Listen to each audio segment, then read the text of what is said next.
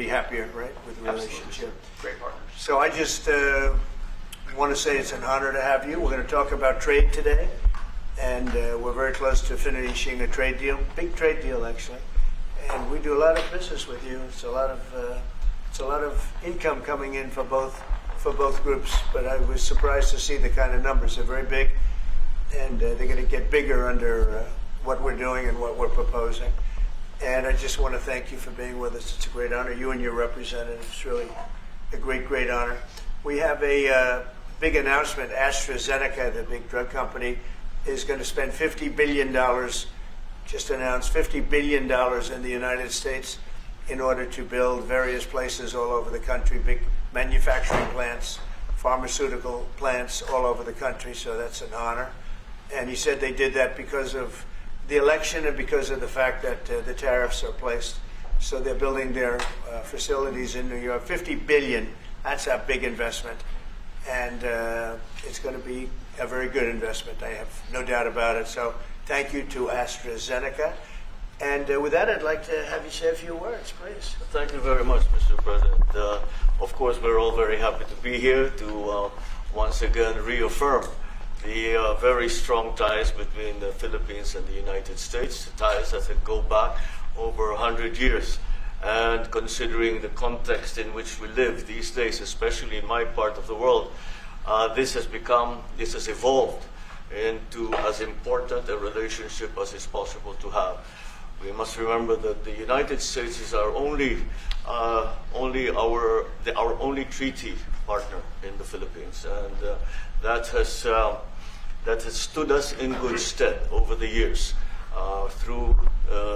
certainly through the Second World War, and the cultural memory of all Filipinos, down to even the school children, is that our strongest, closest, most reliable ally has always been the United States.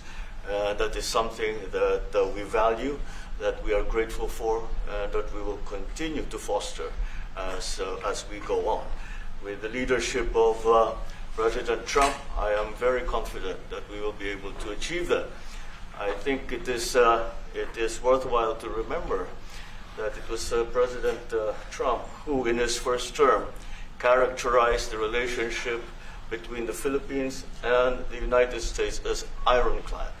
And that has been necessarily the case since that time that you made that statement, sir. And it is something that the Philippines will always hold close to its heart. Thank you once again, and we are honored, and it is our great pleasure to be here and to visit with the President of the United States. Thank you, sir. It's my great honor. Any questions? Mr. President, Yeah, please go ahead. Go ahead. Mr. President, do you think that Fed Chair Jerome Powell should resign? I think he's doing a bad job, but he's going to be out pretty soon anyway. In eight months, he'll be out. But I call him too late. He's too late all the time. He should have lowered interest rates many times. Europe lowered their rate 10 times. We lowered ours none. And it's causing a problem for people that want to buy a home. Look, our economy is so strong now, we're blowing through everything. We're setting records. You know that, you see that. And whether it's the Philippines or anyone else, we're setting records at levels that nobody's ever seen before. But you know what? People aren't able to buy a house because this guy is a numbskull. He keeps the rates too high, and probably doing it for political reasons. The only time I remember him cutting rates, he cut the rates just before the election to try and help Kamala or whoever he was trying to help. He probably didn't know. And he's building a building. He's $2.7 billion. They have a $900 million overrun. What is that? And that was given by Biden. That was another Biden deal. And this guy's building this building that's severely overrun. And what does he need the building for? Why does he need space for more people? So they did a big study the other day, and they called all of the great intellects and the great economists and all of the great everything. And it was 71, and only 2 got it right. Me and another gentleman that happens to be very smart. 69 people got it wrong, and the Fed got it wrong, more wrong than anybody. And he has these think tanks, and they build buildings for people that think And it's really not thinking. It's a little bit of combination of thinking, but it's something you sort of have or you don't have. They don't. The job he's done is just terrible. He ought to raise interest rates. You know, we should be at 1%. We should be leading the world. Instead, we're paying 4%. And if you look at what that means, that's over $1 trillion in interest that we have to pay. That with the striking of a pen, we would be saving more than $1 trillion. Is that right, Scott? Yes, Do you have sir. anything to say about it? Yes, sir. I called yesterday and this morning for the Fed to do a big internal investigation to understand not their monetary policy, but everything else. The Fed has had big mission creep, and that's where a lot of the spending's going. That's why they're building these new or refurbishing these buildings. And I think they got to stay in their lane. And I think that based on the way they cut rates last fall, they should be cutting rates now. It's inconceivable, I know the Fed very well, that they can be spending $2.7 billion to build a building. They don't do anything. It's the greatest job. You show up one day, a half a day, you make a little speech, the economy's doing well, the economy's not doing well, we're going to raise interest. And he's got it wrong. That's why I call him too late, T-O-O, too late. And it's really too bad. But it is affecting people that want to buy houses, and that shouldn't happen. And Mr. President, And you know, he should lower them. Those rates should be 3 points lower. That's what they should be, 3 points lower, maybe more than that. I would like to ask both of you Yes. one question. Mr. President Marcos, next year, Philippines is going to be the rotating chair of ASEAN. I wonder how do you plan to balance your relationship between the United States and China? And for President Trump, Kremlin yesterday said if you are going to Beijing in September, they wouldn't rule out a meeting between you and President Putin. Is such a meeting possible? And how soon do you plan to visit China? Well, we have a lot of meetings possible. President Xi has invited me to China, and we'll probably be doing that in the not too distant future. A little bit out, but not too distant. And I've been invited by a lot of people, and we'll make those decisions pretty soon. Please. Well, as you say, we are chairing ASEAN for 2026. There is no need, in a sense, to balance, as you characterize it, to balance our relationship within the United States and China, simply because our foreign policy is an independent one, and we are essentially concerned with the defense of our territory and the exercise of our sovereign rights. Now, whether we do this not alone, we need to do this with our partners. And again, our strongest partner has always been the United States. But of course, we are trying to form coalitions and multilateral relations so that those like-minded nations who share the same values as we do, who hew to international law, most specifically the UNCLOS,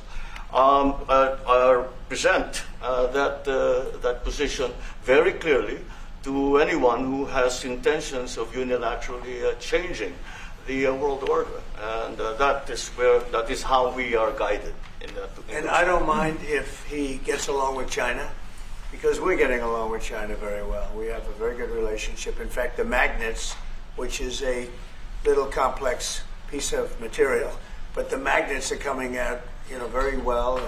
They're sending them in record numbers.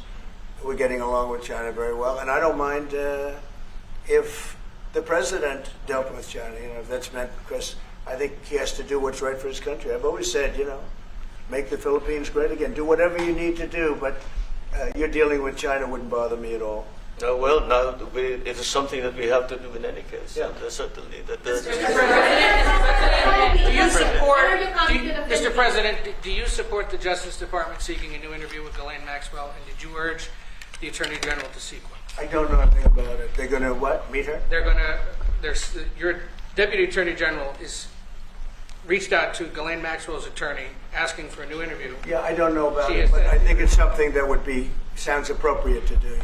Do you have any concern that your Deputy Attorney General, who's your former attorney, would be conducting the interview, given your No, relation, your no. past relationship? He's a very talented person. He's very smart. I didn't know that they were going to do it. I don't really follow that too much. It's sort of a witch hunt, just a continuation of the witch hunt. The witch hunt that you should be talking about is they caught President Obama absolutely cold, Tulsi Gabbard. What they did to this country in 2016, starting in 2016, but going up all the way going up to 2020 in the election. They tried to rig the election, and they got caught.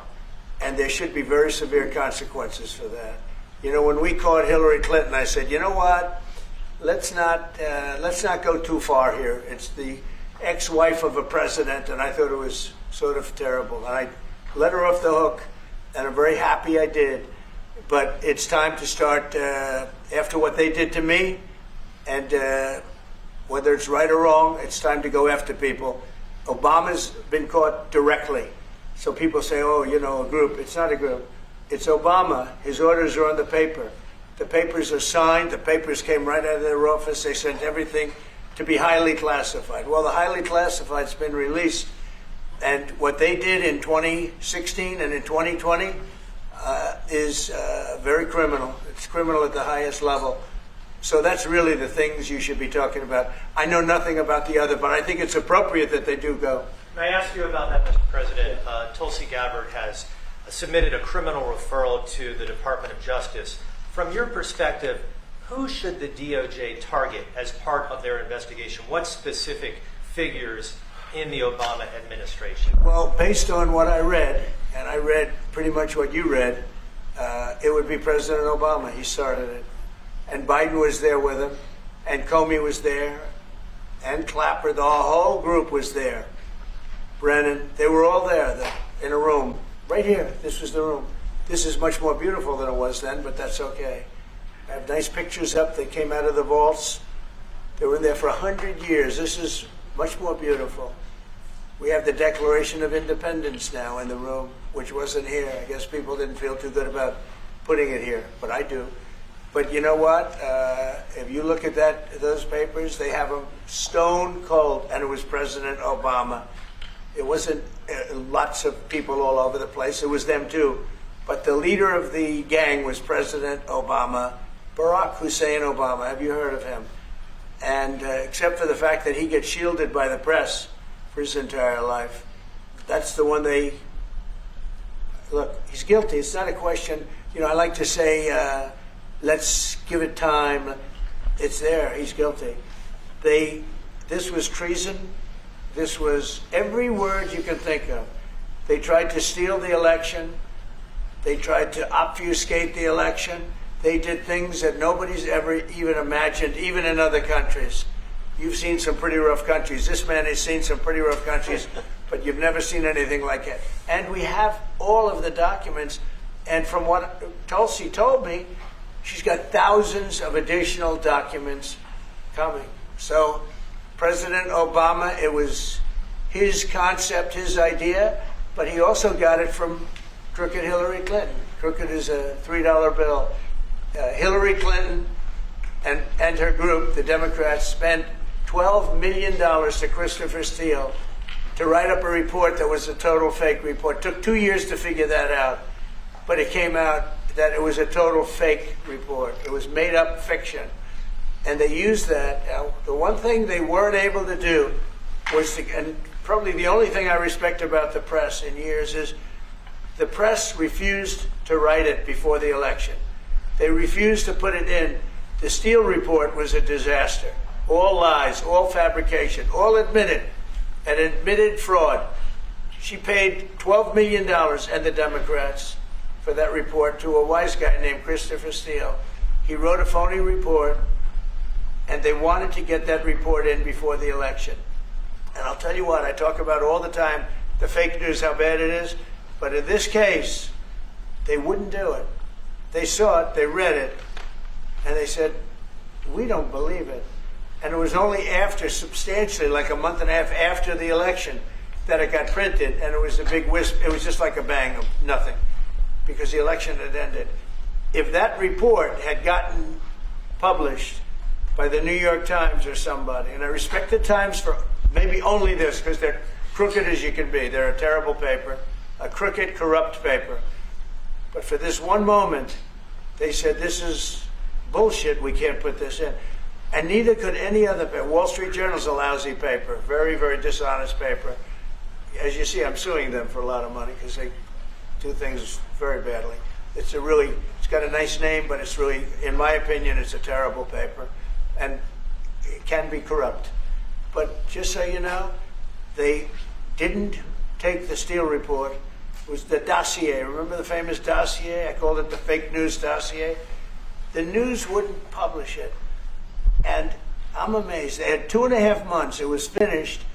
2.5 months. That was supposed to be what was going to happen. And it got published a couple of months after the election.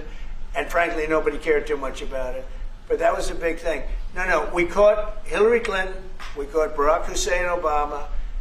They're the ones, and then you have many, many people under them. Susan Rice, they're all there. The names are all there. And I guess they figured they're going to put this in classified information and nobody will ever see it again, but it doesn't work that way. And it's the most unbelievable thing I think I've ever read. So you ought to take a look at that and stop talking about nonsense, because this is big stuff. Never has a thing like this happened in the history of our country. And by the way, it morphed into the 2020 race. And the 2020 race was rigged, and it was a rigged election. And because it was rigged, we have millions of people in our country. We had inflation. We solved the inflation problem. But millions and millions of people came into our country because of that. And people that shouldn't have been, people from gangs and from jails and from mental institutions, people that we don't want in our country, people that we're getting out, dangerous people. 11,888 murderers, many of them 50%, more than 50%, murdered more than one person. I hate to say this with such a distinguished guest, but you know, they asked me a question. I got to answer the question. No, Barack Hussein Obama is the ringleader. Hillary Clinton was right there with him, and so was Sleepy Joe Biden, and so were the rest of them. Comey, Clapper, the whole group. And they tried to rig an election, and they got caught. And then they did rig the election in 2020. And then because I knew I won that election by a lot, I did it a third time, and I won in a landslide. Every swing state won the popular vote. But I won that all the same way in 2020. And look at the damage that was caused.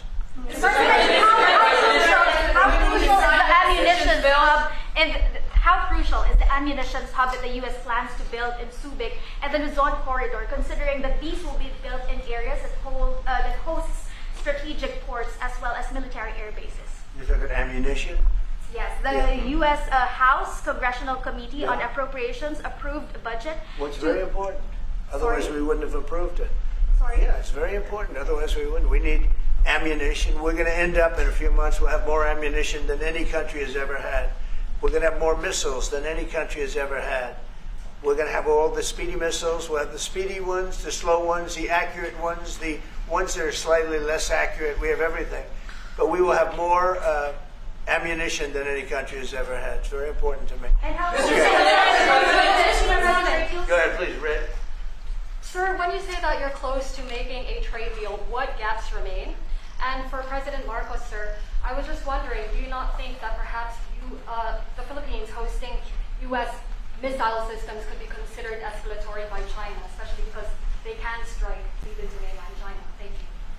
Well, it's an honor to be with this gentleman. You know, I've known him, and I've known his family, actually, but I've known him.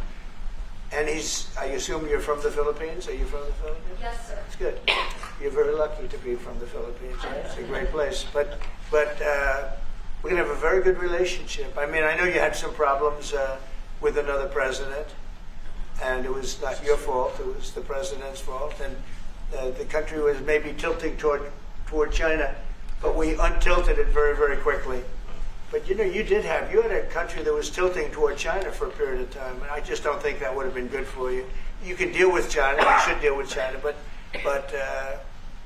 when I got elected, everything changed, and they came right back to us. President Trump, will My you question consider to extending President Marcos, sorry. Say it again. Yeah, Brian, go ahead. Oh, Mr. President, I just wanted to piggyback off the Sorry, I have housing. a question to President Marcos. I'll let Yes, President yes. first. I'm sorry. hosted in the Philippines could be considered escalatory by China? Because they had All a of the what we consider part of the modernization of the Philippine military is really as a response to the circumstances that surround the situation around the South China Sea and now what we used to refer to as Asia Pacific, which we have expanded now to the Indo-Pacific. And if we would certainly, like in any kind of military spending, we would wish that it wasn't necessary, but it is. And so that is what we are doing. And as an adjunct to the question about the ammunition production, this is actually the United States is assisting the Philippines in what we call our self-reliance defense program, which is to allow us to be self-reliant and to be able to stand our own 2 feet, whatever the circumstances that occur in the future. And that the reason that we have encouraged more interaction with the United States is because it is necessary. And it is not just with the United States. It is with all our neighboring countries and even countries as far afield as the Scandinavian countries, the EU. And so this is an ongoing process. And again, I will stress the point that we do this because we feel it is necessary. And don't forget, just as tantamount to what you're asking, the Philippines were loaded up with ISIS and a lot of terrorists, and they were at a very, very dangerous point. And during my administration, we went in and we wiped them out, working with the Philippines, but we wiped them out. But if we didn't go in, I don't know what would have happened. I don't know who would be your president right now. But we spent a lot of time and a lot of talent on going into the Philippines and wiping out terrorists. They had a tremendous problem during my administration. And we cleaned it up, we got them out, and now you really have a good, solid country again. I believe so, yes. How can you make Mr. President, I want to follow up on the housing question. Yeah. You've got no tax on tips, no tax on overtime, no tax on Social Security. How important is it we have no tax on home sales, capital gains, to unleash the housing market in this country? Well, we're thinking about that, but would also unleash it just by lowering the interest rates. If the Fed would lower the rates, we wouldn't even have to do that. But we are thinking about no tax on capital gains on houses. And very impressed that you asked that question because nobody knew that. Well, how did you find that out? That's very. I wonder why there's I'm very close. There's a leaker. There's a leaker. I've also got a question. I find it a very interesting world that we know more about 2 people at a Coldplay concert just hours after that viral video than we know of Thomas Crooks 1 year after attempting to assassinate you. What is holding back the investigation on Thomas Crooks? Well, they've reported to me and they've told me things, and they really say they haven't found anything that was abnormal. I would say this: the Secret Service was very brave because they were right there and they jumped on me. They made a mistake. They should have had somebody on that roof, and they should have had communication with the local police, who also, they did a very good job, but they made some mistakes, and we have a whole different group of people now. I don't think anything can happen, but I think we have the best people anywhere in the world right now, and I think they've learned. And they went into him very, in great detail. They gave me the whole thing, and what can I do? They say that it was just a nut job that was looking to do this, and I spoke with the FBI, the new FBI. I spoke to the FBI, who was the old FBI.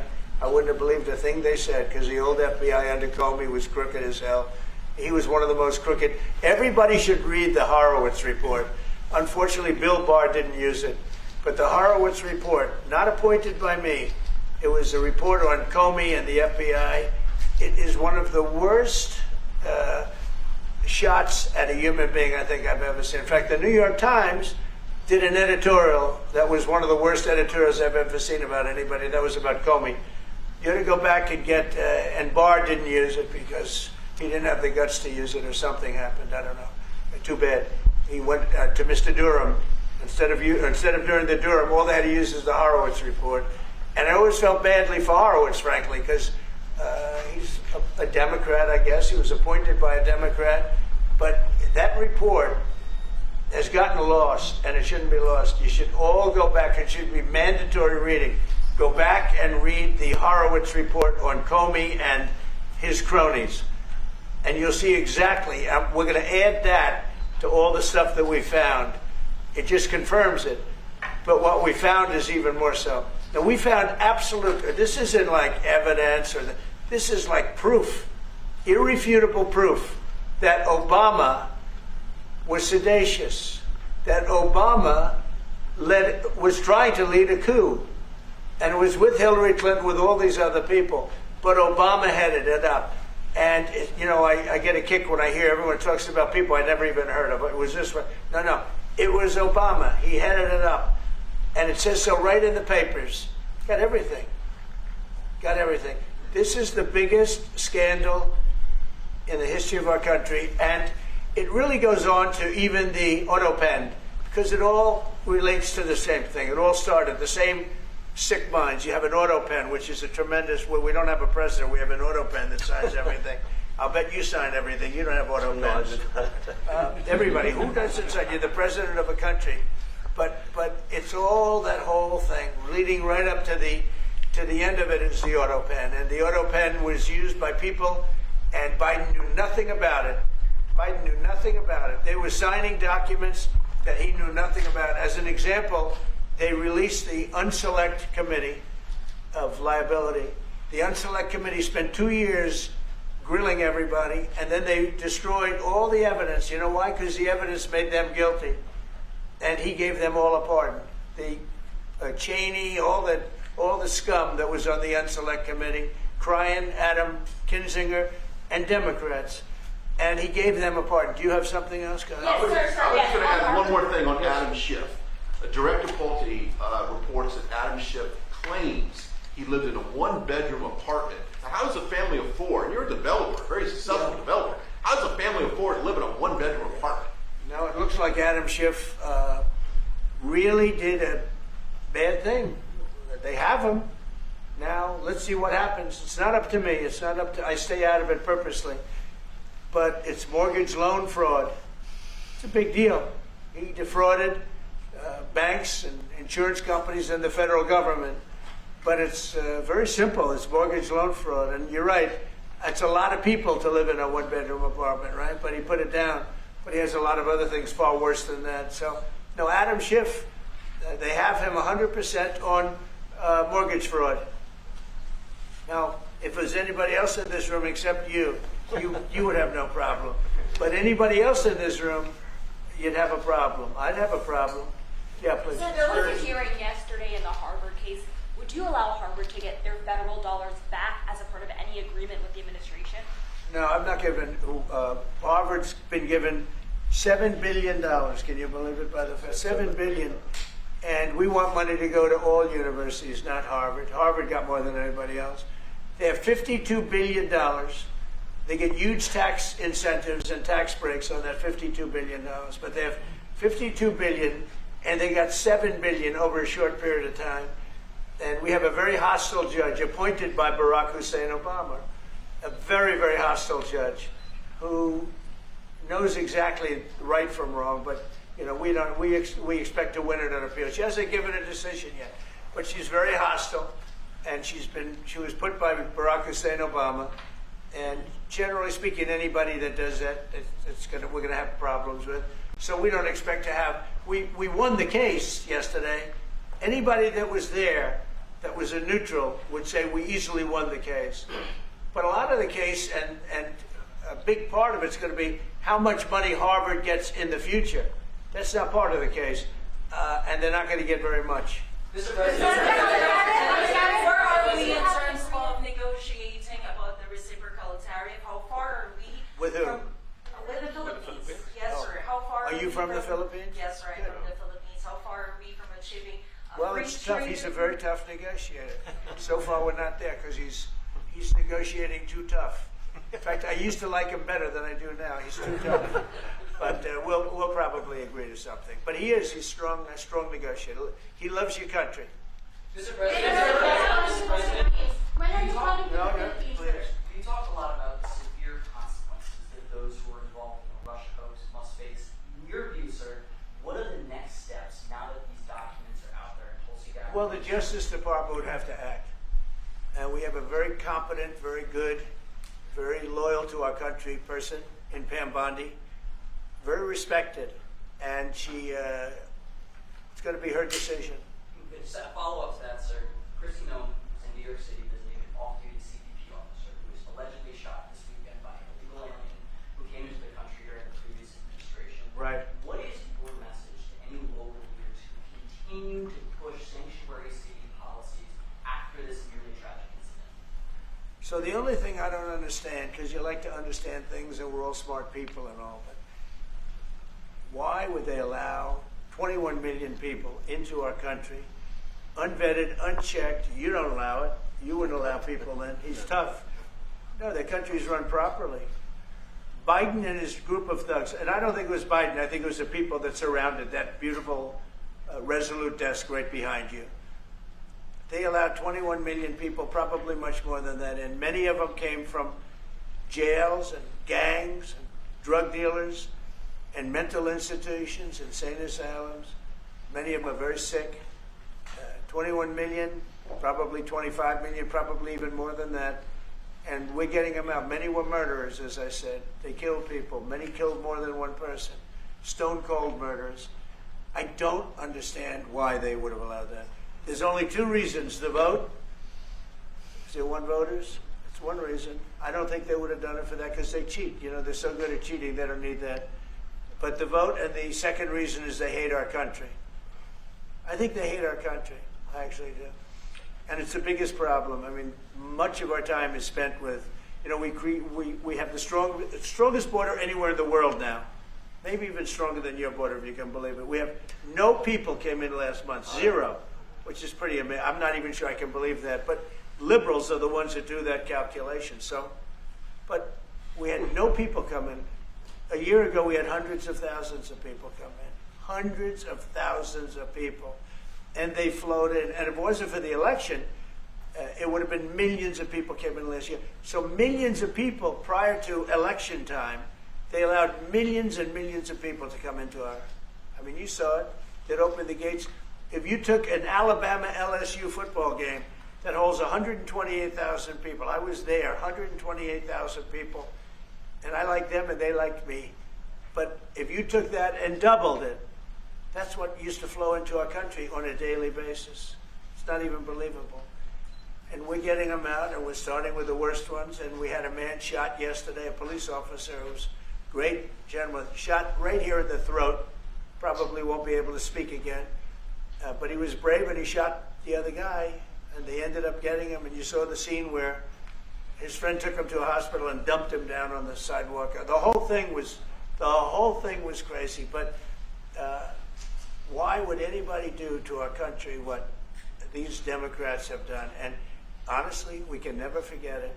We can never forget it. What they have done, the damage that they've done to America is very, very sad. Thank you very much, everybody. Thank you, Fred. Thank you, Fred.